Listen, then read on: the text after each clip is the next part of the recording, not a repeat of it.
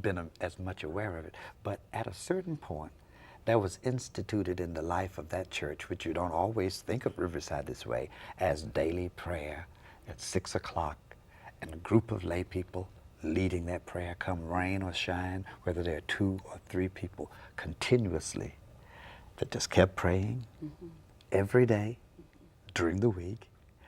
And I, now as I look back on that experience, I have a feeling that that prayer kept creating the little spaces where the transforming presence of God could go to work. How would this way of thinking about prayer change our God concept? Well, you have turned to Romans, and that's one of the places when Jesus talks about Abba. I guess what that means is that it makes sense to think of God as a loving and patient parent. Parent of us all, watching us do the things that kids will do around the world on a large scale. And there is this parent whose delight is not in the victory of one son or daughter against the other, but that they all might come to be a part of the household of God, honoring, enjoying, and finding the abundance that is in the heart of love for all of them. If that be the case, I have to be careful what I ask God to do to my enemies, since they are God's children too. If one of my brothers or sisters in the family is gay, and I am homophobic, and I resent the nature of that sexual expression, for me to say, oh God, my sister or my brother is functioning in ways that are abhorrent to me, can't you obliterate them? Give them AIDS. Or if my nation,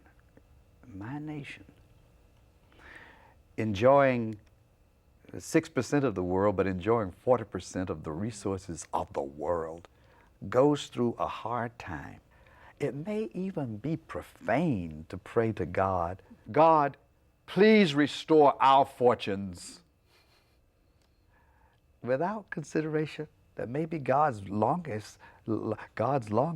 has been, oh, if I could only spread this out just a little bit better and make the ones appreciate when enough is enough and help them not to be so locked into consuming. I guess you'd have to know a little bit about the longings of the heart of God to know how to pray. If prayer takes seriously the engagement of the powers, then we are inviting not only God to change, not only the world to change, but the possibilities that we are changed.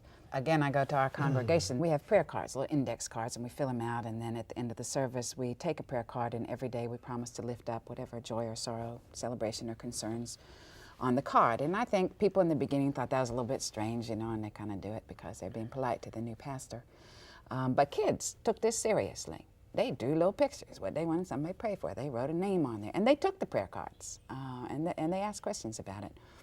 And this particular little girl came in one morning to worship, and she tried to get us to prayer time about 5 times before we actually got there. And when I finally said, okay, Portia, it's time, she brought up a card, and it had a picture of a body with blood coming out of it, and a little body closer to it, tears coming down the little body's eyes. And she said, 7 years old, she had been standing to her friend, 16 years old, who had been gunned down in a drug deal, a misfired bullet. And she wanted prayers for her friend whose blood ran on the parking lot and on her shoes, and prayers for her standing there. Prayer had been sort of, part of the ritual. I mean, it was expected, but it was mechanical. And now suddenly here was a 7-year-old child believing that prayer mattered more than anything in all the world, that you could bring your worst hurts and your worst fears and expect for prayer to transform that, both who she was and the world she was going back into. What are some situations that don't seem to change with prayer because there are clearly powers involved? How might you change your prayer to include those powers?